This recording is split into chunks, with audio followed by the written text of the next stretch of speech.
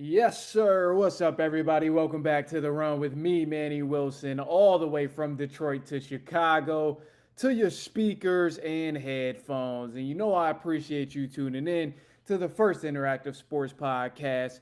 So if you hear something you agree with, you disagree with, you like or you dislike, if you just want to get a hot take off, go ahead, shoot us a quick take 219-413-9405. And of course, we'll play your take back on our next episode. And then shout out to SeatGeek for sponsoring this episode. Get $20 off your first ticket purchase when you use the promo code The Run Podcast. Now, this can only be applied for first-time users on the mobile app or website. So I don't know about you, but go ahead, create that account and go to one of these Tigers games since my boy's been on fire, you know. Hey, or check out the Cubs too, because the Cubs really been lighting it up also. So, I mean, yeah, definitely check out the baseball season, concerts, all of that stuff. It works. Anyway, man, I brought y'all here for a bigger reason. And the bigger reason is, so we just witnessed the Thunder. They whopped the Wolves and got the Wolves up out of there in 5 games. It was a shameful performance. But, you know, it's important to establish some things. And it's a couple different aspects of this series and these teams that we'll talk about. But the first things first here is, yes, OKC is a good team. You'll never hear me argue that they're not a good team. I'll give them their respect. They're a wonderful team, solid defensive team. They play crazy amount of defense, and then offensively, not bad at all. Can shoot, can distribute, obviously with SGA being the leader. I want to give them credit, and I want to set the tone first off by letting everybody know out there, I understand Oklahoma City is a good basketball team. I understand they're dominant, they're young, they're nice. However, the Minnesota Timberwolves 1,000% made the Oklahoma City Thunder look way better than what they actually are. Before everybody starts saying it's the best team ever assembled, and before people start saying this team is the best in the league by far, no matter who they had to play, they run it through everybody in the playoffs. All right, I need you to take a chill pill just a little bit because we're not about to do that. And let's be honest here, and let's go back to the very beginning before the playoffs even started. Obviously, the Wolves, they barely even made the playoffs, to be fair. Not going to discredit the Wolves, and I don't want to discredit the Thunder in any type of way of them beating the Wolves in 5 games, but it looked like a team that barely made the playoffs in the first place. I think people got a little hyped that the Wolves beat the Warriors, and then they said, oh, okay, well, Ant-Man's back in the conference finals. He's going to do what he did last year. He's going to ball out, and he laid out a stinker. He stunk it up in the conference finals. And then you had Julius Randle, who was Mr. Turnover and stinking it up out there. You had 2 star players on the Minnesota Timberwolves that were leading their team in turnovers. So you can sit here and say, yeah, OKC is good, OKC is good. But this wasn't just this series. Last series, Julius Randle and Anthony Edwards were not playing good. Well, Julius Randle, he decided to turn into Steph Curry himself. I don't know where that came from at all, but Anthony Edwards ain't played good in that Warriors season. The Wolves didn't play good in that Warriors series. So them getting to the next level playing Oklahoma City, who's a good defensive team as is, like, yeah, of course they took advantage of it. And then even if you go back to where, you know, you look at the Thunder and Denver Nuggets series here, this is kind of where you start to see some of the layers peel because when Denver was healthy and they were a full team before Aaron Gordon got hurt, I don't like to use injuries as an excuse, but when Denver was healthy, they were giving OKC the business. The series could have went either way. Credit to OKC, they finished it out, ended up winning the game in 7 games, smacked them up in 7 games in that game 7, the last one. But above all, when they faced a complete team, it was different from when you had to worry about only one player completely dominating. They shut down the one player every series that they played against. And when it was just Jokic and Gordon was hurt and Porter was doing whatever the hell he was doing, they blitzed the hell out of Jokic and made sure he couldn't really get to his spots and couldn't do anything. You look at the series with the Timberwolves, it was a similar situation. They blitzed the hell out of Anthony Edwards. Anytime he tried to drive, everybody collapsed on him, and he had nowhere to work from. He had no space to actually get into a rhythm and make something happen. And a lot of people are going to sit here and say, well, hey, if he's a star, he needs to get it going. Somehow find a way. I think he will at some point. But again, credit to OKC. That's a tough defense.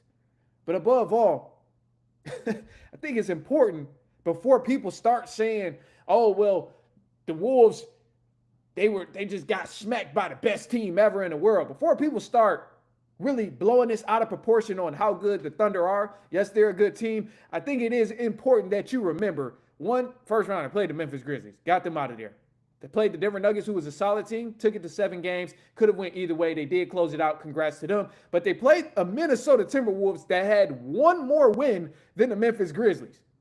So I know it's the conference finals. It's supposed to be the best 2 teams in the Western Conference, but we did not see the best 2 teams in the Western Conference. We've seen one team that was better than the Memphis Grizzlies, one game better than the Memphis Grizzlies, who was a play-in team. So I know they got Anthony Edwards and Julius Randle, and we expected so much from them, but they were not there all season. Toward the end of the season, they just so happened to get into the playoffs and get into contention where they didn't have to go to the play-in series, and then they get in the playoffs and win a couple series, which is dope for them. But we ain't going to sit here and act like OKC is the best team that's ever assembled, man. And you know, I also got to mention, too, you know, I'm going to break down why I think so many people dislike the Oklahoma City Thunder. And I'm not just saying so many people. I'm also including myself, because I'll own up to it, man. I guess you can consider me a Thunder hater or an SGA hater, whatever. I'll own that title, bro. I'll be Skip Bayless to SGA like how he was with LeBron. I'm cool with that. I'm content with that. But I think that the most important thing, and the reason why I personally don't really like SGA or this Oklahoma City Thunder team, is because I'm, despite what you may see on the internet, including this video, Oklahoma City Thunder is led by a soft star, bro. I'm sorry. SGA is soft to me. Yes, he can be tough. He can have these moments where it's like, oh, he's a savage, whatever. But SGA is soft to me. Any player who has to heavily rely on foul calls to get home points, when you're constantly looking to draw a foul, constantly looking to draw contact and get the ref to blow a whistle, rather than focusing on actually scoring the ball and shooting the ball, you lost my respect.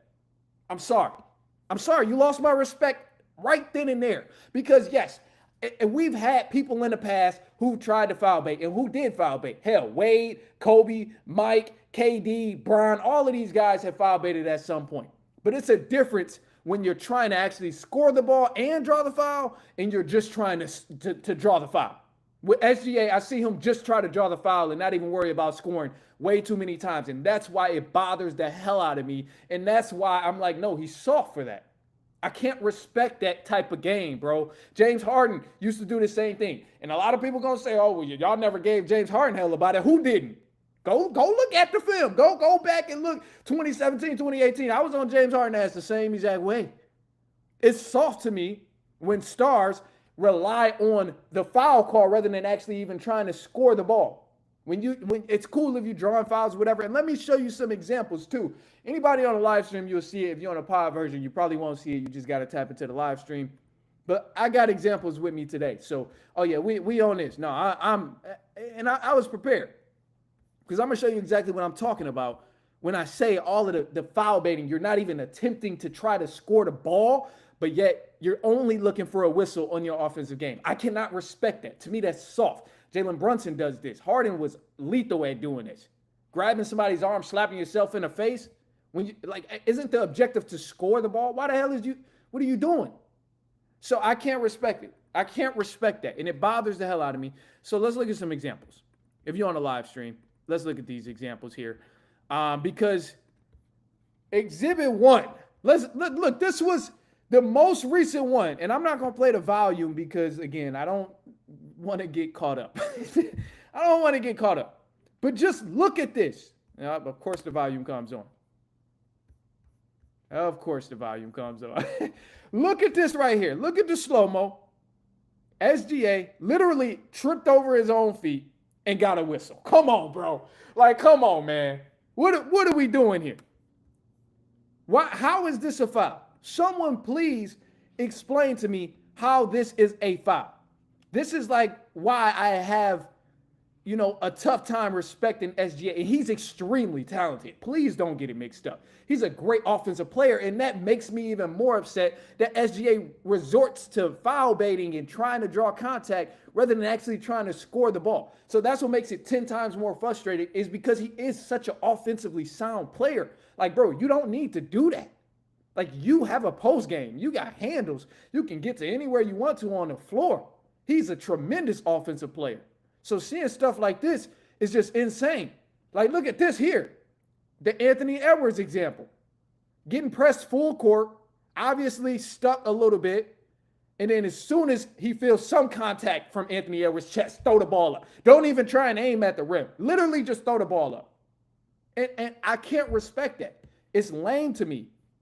And I know it's the game now. Oh, well, you got to get to the line. You got to score. You know, if you can draw a foul and do this and do that, then that's cool. But look at this example with Dwayne Wade here. And this is why I even bring this up. Because look at this example of Dwayne Wade. He's still trying to score the ball. It's the difference from foul baiting and drawing a foul to it's that difference. Yeah, from foul baiting and drawing a foul, it's a complete difference. 1,000%. What we're seeing right here with Dwayne Wade, this is drawing a foul. He's getting a defender in the air on his shot and then shooting the ball, still trying to actually score the ball and still trying to put the ball in the hoop, whether it's a foul or call or not, whether the ref blow the whistle or not. Either way, he's trying to put the ball in the hoop. When you see stuff like this from SGA, come on, man. Grabbing his hand, you're not trying to put the ball in the hoop, bro. Look at this. You're not trying to put the ball in the hoop. You grabbing his arm, trying to get the ref to see that you grab his arm in the loop. Like, come on, man. That's just, it's not it. Like, this is just insane. And for anybody, you know, and let's make this even more clear. Let's make this abundantly clear for anybody who don't know the difference.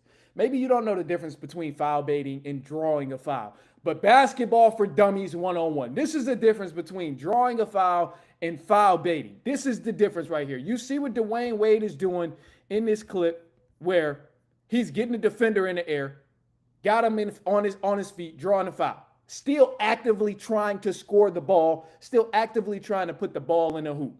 Whether it was a whistle or not, he's still putting the ball in the hoop. But this right here, you're grabbing the defender. Look at this. He grabbed his arm looking for a foul. He did it twice in this video. That's foul baiting. Another example of foul baiting. Here, Jalen Brunson, the king. What are you doing? Foul baiting. The objective is to play basketball. Go put the ball in a hoop if you're trying to score. Why are you grabbing somebody else's arm, slapping yourself? What are we doing? Another example here. SGA, getting locked up full court, getting pressed, feels some contact, and immediately just throws the ball in the air. This is a foul baiting call. That's a foul baiting call. That's foul baiting. It's lame. Right here, trip over his own feet. Trip over his own feet. Dives on the floor. Referee, oh, he's hurt. Blow the whistle. Get him to the free throw line. Like, what are we doing here? What are we doing here? So this is what makes me so upset about SGA and what makes me so upset about the Thunder. Because he has a tremendous offensive game. Why are you still trying to grab people and just resort to getting a foul call rather than actually scoring the ball? Stuff like this. What are we doing? What are we doing? This is a prime James Harden example. He taught SGA everything he learned about foul baiting. Right here. Why the objective is to score. Why are you grabbing the defender's arm? This is just insane. So I can't stand behind this, man. And it truly, truly, truly does bother the hell out of me. And I think all of this flopping stuff, all of the foul baiting, it has to come to an end. And look, I'll jump into, I don't want to dwell on it because I can genuinely talk about this all day. I can go on and on about foul baiting and how it's ruining the game and all of that. But to end all of the foul baiting stuff, to end all of the flopping stuff, just put that stuff to an end. Give out some technical fouls for it. Give out some fines for it.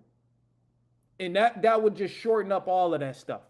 I know the NBA at one point suggested that flopping is going to be a technical foul, but they didn't really enforce it. No, I need them to enforce, if you're flopping, technical foul, you get fined this much. And at that point, hey, continue to flop, you're going to hurt your team at that point. And it's like that would solve all of the offensive flopping, all of the defensive flopping, trying to just foul bait and get these whistles, bro, because it's lame. That's not basketball.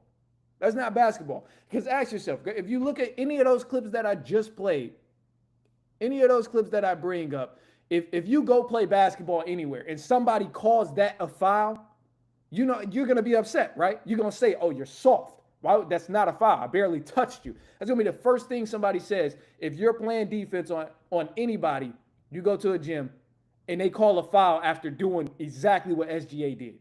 No, you're going to say they're soft and you need to get off the floor. What sport are you playing? So, I don't know, man. That's how I look at that. It's a deeper issue. I'm gonna wrap up because I'm not gonna stay on that part the whole time. There is more. There's more I want to talk about. So we'll do that. We'll take a quick break, and then we'll jump into it. And mind you, this is the live stream, so check us out on YouTube if you are listening podcast version.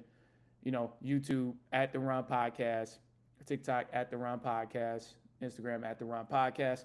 And look, we got another segment here because I guess I could just, whatever. So, just need a sip of water. You see it on the live stream, you'll see it on the pod, whatever. Anyway, I guess a lot of people are upset that, now it's some small market teams in the NBA Finals here, or allegedly going to be in the NBA Finals. The New York Knicks haven't necessarily lost the conference finals just yet. However, they are down 3-1, so it's very likely that they are going to lose. Not many teams have ever come back from 3-1 in the playoffs. So it's very likely that the Indiana Pacers are going to advance to the NBA Finals and play the Oklahoma City Thunder. People are complaining. They're like, man, we got these whack teams out of nowhere. Oklahoma City, Indiana Pacers. What the hell? Two terrible cities are matching up in the NBA Finals. What type of big matchup and big game is this supposed to be? To me, anybody who's upset about this matchup between the Pacers and Oklahoma City Thunder, you clearly just don't like basketball as much as you thought. If you're thinking, oh, we need a Celtics and Lakers matchup in order for the finals to be good, then you're casual. You're casual. And that's cool, bro. If you're casual, you're casual. You don't like basketball that much, and you don't like the actual quality of the game. Because right now, both of these teams coming from the East and West, Thunder and Pacers, the quality of the game is going to be amazing in the finals. So if you think that it's going to be bad, or if you're disliking these matchups, oh yeah, you're a casual. You're casual, and that's cool. Basketball 1-on-1 for casuals. That's it. And I'm going to educate you. Hey, it is what it is. I'm glad you came. I'm glad I get to take this opportunity to go over, a casual and explain what it really is. Because if we were to get a Lakers and a Celtics, two kind of trash teams, we only watching for starter. Neither play better quality basketball than Oklahoma City Thunder or the Indiana Pacers right now. So, I think that is extremely important. One, to understand. And then I think two, fans got to choose, and mainstream media has to choose whether they want to be impressed by the big markets or the actual quality of basketball.